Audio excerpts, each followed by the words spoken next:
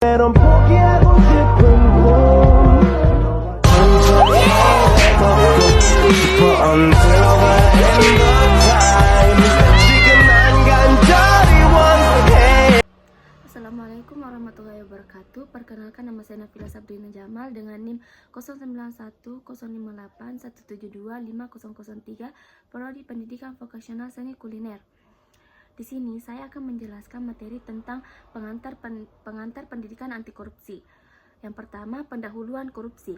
Sebelum Oktober tahun 1996, organisasi dan aktor internasional jarang berdiskusi tentang korupsi. Di dalam grup Bank Dunia, topik tersebut dianggap politik yang berbahaya dan dengan demikian berada di luar jangkauan masalah yang sesuai untuk grup. Pada tahun 1996, Presiden James Wolfenson saat itu menyampaikan pidato pembukanya pada pertemuan tahunan grup Bank Dunia, di mana dia mengakui korupsi itu secara signifikan mengganggu tujuan grup Bank Dunia dan di mana dia menggambarkan korupsi sebagai kanker yang menimbulkan banyak kerugian pada orang-orang di dunia.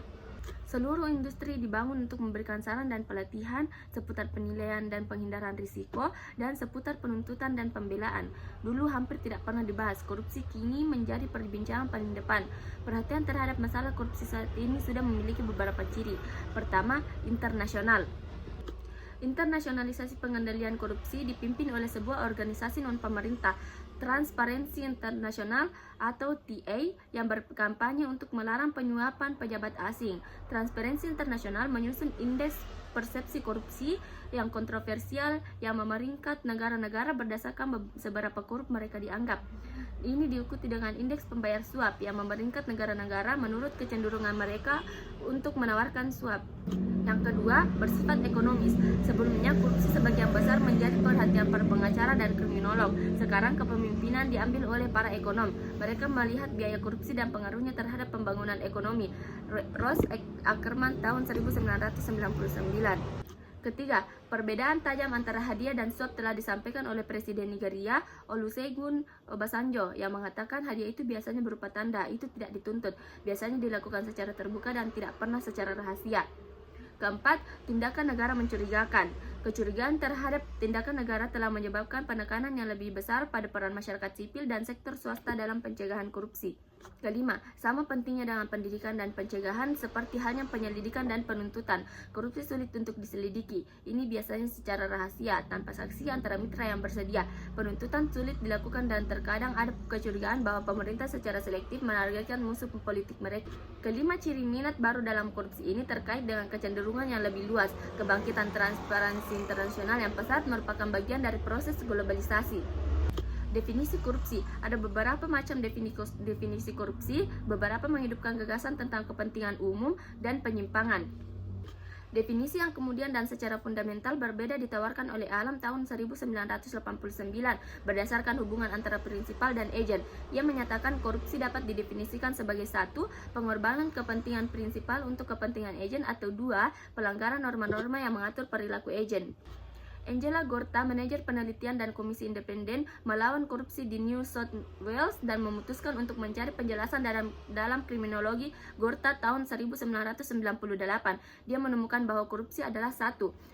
Kejahatan tergantung pada situasi, bukan pada kepribadian yang tetap bagi pelanggar. 2.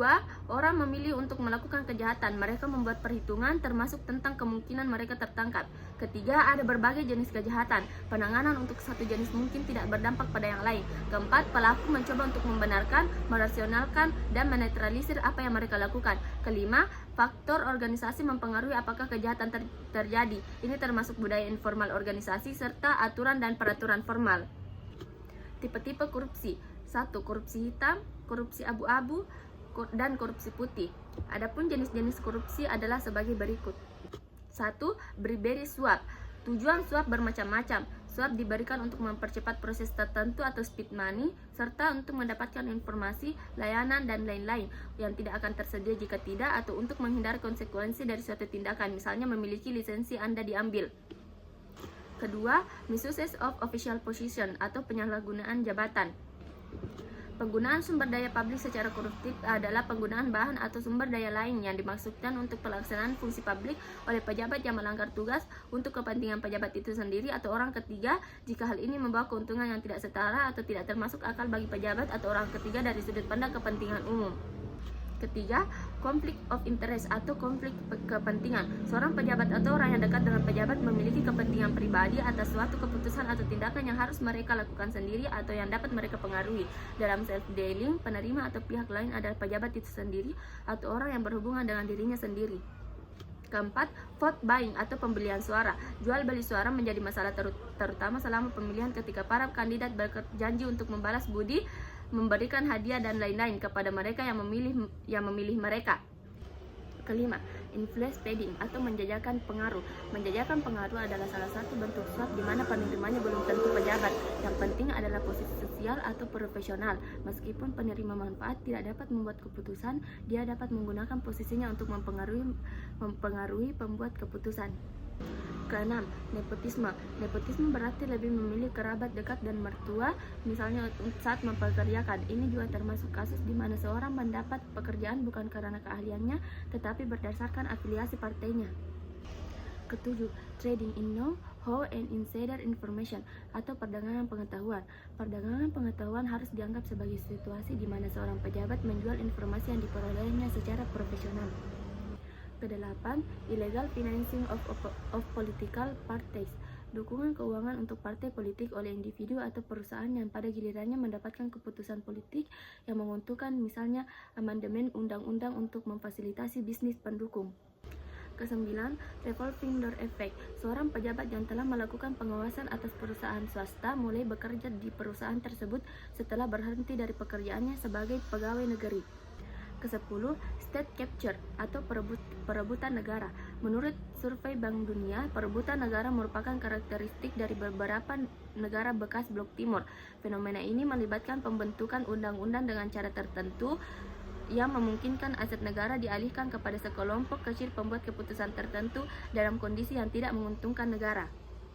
Terakhir, pengukuran korupsi.